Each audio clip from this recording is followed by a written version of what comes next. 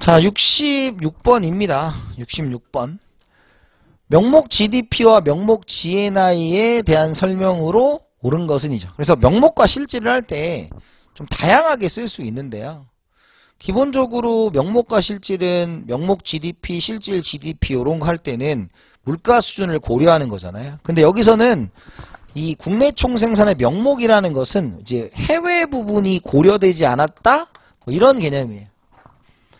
그러니까 당연히 회세 경제에서 명목 GDP는 명목 GNI와 크기가 같다라고 했으니까 우리나라에서 만든 게 우리나라의 소득이고 해외랑도 교류가 없잖아요. 그러니까 얘는 같은 겁니다. 그래서 실질이 이쪽 파트에서는 해외와의 교류가 없다 뭐 이런 뜻으로 받아들이시면 되는 거예요.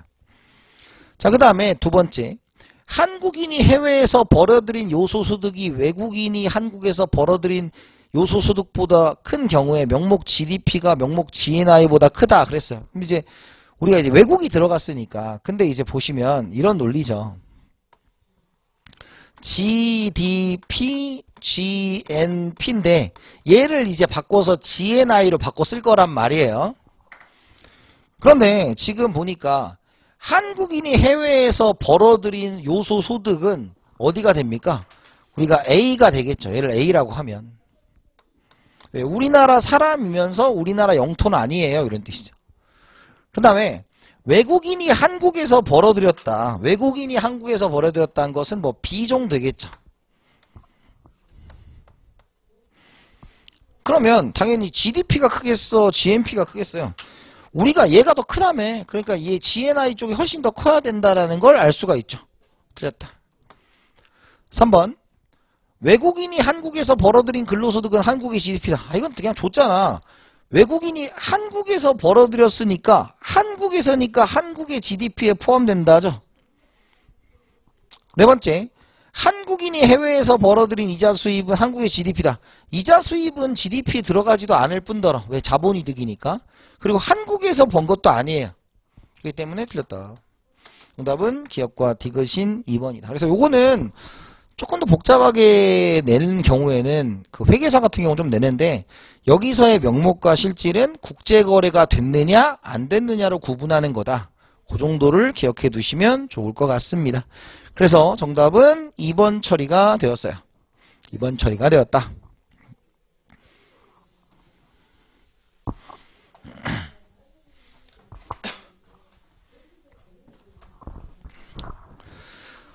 자, 그 다음에 67번입니다.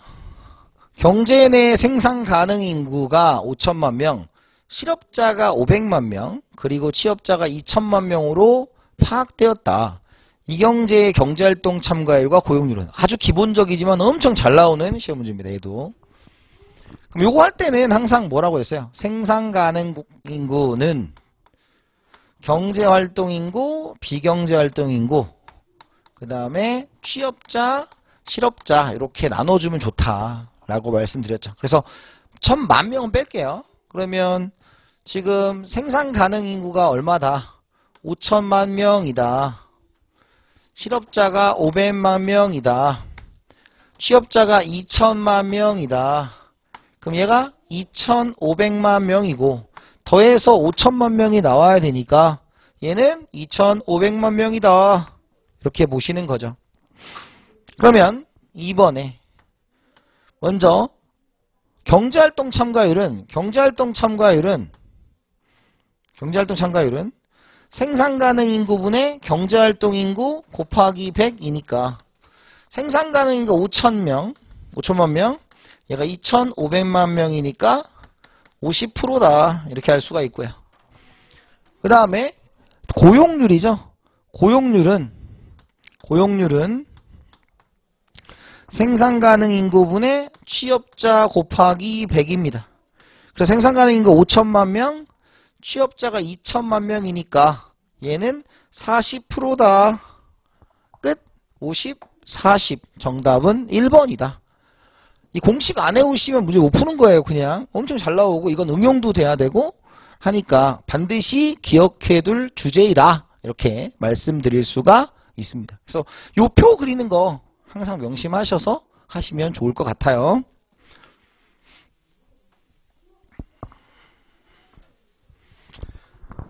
자, 그 다음에 68번입니다. 68번 인플레이션 조세다 라는 겁니다. 그래서 인플레이션 조세는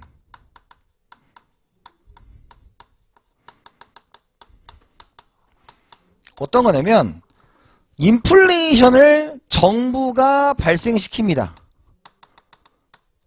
정부가 발생시켜. 그럼 인플레이션을 정부가 발생시키는 방법은 심플합니다. 그게 뭐예요?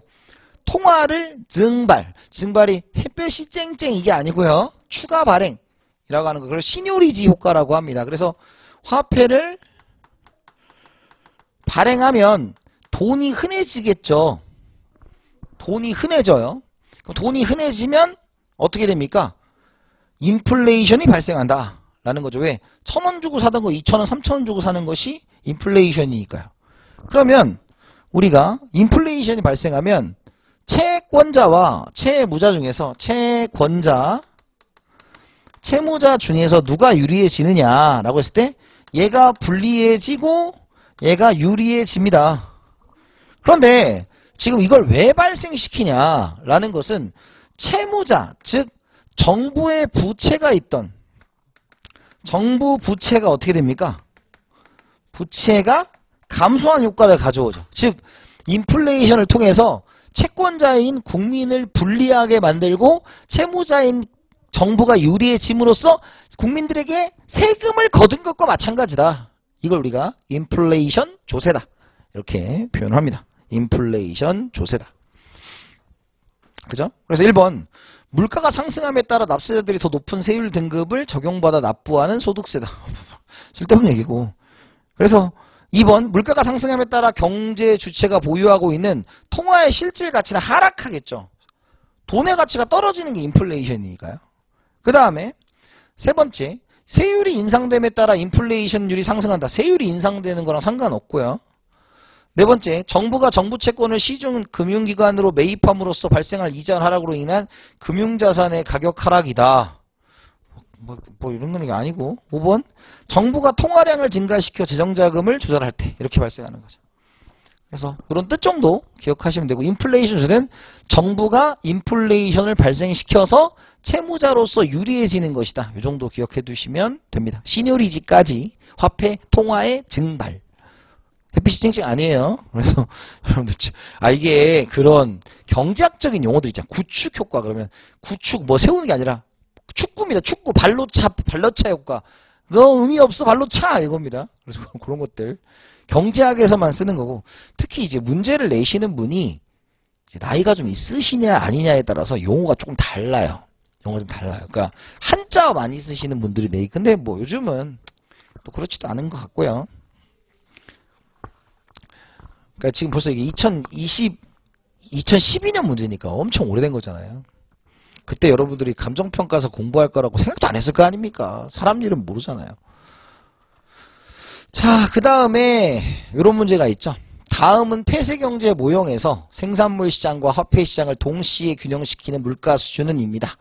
이 문제 틀리시면 안 돼요. 절대로. 이것도 엄청 잘 나오는 주제입니다. A급 주제고요. 자, 이런 거죠. 자, 먼저 IS 곡선은 Y는 C 플러스 I 플러스 G로 구성된다 입니다. 자, 그런데 지금 여기 보니까 Y를 100으로 줬어요. 100으로 줬습니다. 문제 줬어요. 100으로. 그 다음에 C는 20 플러스 0.5Y인데 100으로 줬으니까 50입니다. 그 다음에 I는 30 마이너스 50R 이렇게 줬고요. 그 다음에 G는 뭐예요? 10을 줬죠. 10을 줬어요. 얼마나 좋아? 이렇게 하면 100이잖아요. 사악체. 그러면 따라서 R은 5분의 1 이렇게 줬습니다. 문제에서 5분의 1을 줬어요. 자, 그 다음에 두 번째. 이거 항상 하실 때 LM을 어려워하시는데 LM 아무것도 아니라 그랬어요. LM은 그냥 화폐의 공급과 화폐의 수요가 같아지는 화폐 시장의 균형이다. 이렇게 말씀드릴 수가 있고요. 먼저 P분의 MS를 지금 20으로 줬습니다. 20으로 줬어요. 20으로 줬고, 그죠? 그 다음에 이제 얘를 0.01Y라고 줬는데 Y 100이라고 했으니 그냥 쓸게요. 100이죠. 1이죠. 1. 100이었으니까. 그리고 마이너스 R인데 R이 뭐예요? 5분의 1이었어요. 그러니까 이 P 구하라는 거잖아요. 그럼 다시 쓰면 P는 20이고요. 얘는 5분의 4가 되겠죠. 그러면 다시 쓰면 4P는 200이 되겠죠. 아니, 200이 100이죠. 100. 4P는 100이죠. 그러면 P는 25. 그죠? 정답은 2번이다. 라는 것이었습니다. 그러니까 이런 문제가 그런 거죠. 아는 사람은 엄청 쉽고 모르는 사람은 엄청 어려워 보이는 그런 거죠. 그래서 저는 이런 부분의 연습을 좀 해가셨으면 좋겠다. 나오는 게 좀 정해져 있으니까. 그래서 이런 걸 너무 어려워하시고 특히 이제 기본 강의할 때는 엄청 증명 오래 하잖아요. 근데 제가 말씀드렸지만 증명이 필요한 시험은 없어요. 여러분들한테. 결론을 정확하게 끄집어 쓰는 게 객관식의 묘미입니다. 묘미.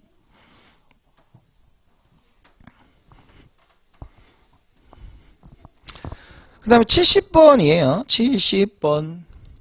실물 경기 변동 이론입니다. 자, 실물 경기 변동 이론에서 자, 여기서 항상 뭐란 단어를 떠올려야 돼? 균형이다라는 걸 떠올려야 돼요. 균형. 균형이니까 노동시장은 항상 균형을 이루고 경기 변동은 시장에 따른 균형의 변화고 효율성은 달성된다가 전제 조건입니다. 그죠? 자, 그 다음에 플러스 얘가 나오게 된 것은 우리가 MBC가 있고 RBC가 있죠. MBC는 통화량의 변화가 경기의 변동을 가져온다라는 거예요. 그런데 통화량의 변화가 경기의 변동을 가져온다. 오케이. 그런데 얘의 단점은 지속성을 설명할 수가 없다라는 거예요. 그리고 얘는 통화량은 빼자. 그래서 화폐의 중립성을 가정하는 것이고 무엇을 강조한다? 공급 충격을 강조한다라는 거예요. 그래서 기술 진보 이런 것들을 강조한다라는 겁니다. 그래서 1번 경기 변동으로 기술 충격의 중요성을 강조한다가 맞겠죠. 그죠? 자, 그 다음에 생산성은 경기 역행력이다. 자, 무슨 뜻이냐? 우리가 MP가 올라가요. 그럼 예를 들어서 VMPL은 P 곱하기 MPL이고 균형은 얘가 W가 되겠죠. 그래서 얘가 만약에 올라가면 임금도 올라가게 돼 있어요. 그러면 생산성이 올라가서 한기 생산이 올라가고 임금이 올라가면 경기가 나빠요? 아니죠. 그러니까 뭐냐면 생산성 경기 역행적이라는 것은 반비례라는 뜻이에요. 그런데 생산성이 올라가니까 임금이 올라가 우와 경기가 좋다 이렇게 가는 겁니다. 그래서 역행적이 아니라 수능적이다 라는 거예요. 틀렸다. 정답은 5번이다 이렇게 가는 겁니다. 물론 이거 외에도 다른 얘기도 있지만 그건 또 이 실물 경기 변동 이론은 한 C급이에요. 한 4년 주기설 봅니다. 4년 주기설. 3년 4년. 그러니까 아주 근데 요거 뭐 MBC, RBC 그다음에 세케인 작파 있지만 그걸 집중적으로 내는 시험 문제는 그닥 많지는 않아요. 그렇게 보시면 될 것 같고 나머지는 또 나오면 하겠습니다. 한 번에 다 하면 나중에 할 말이 없더라고. 설명할 수 있는 부분 설명하고요.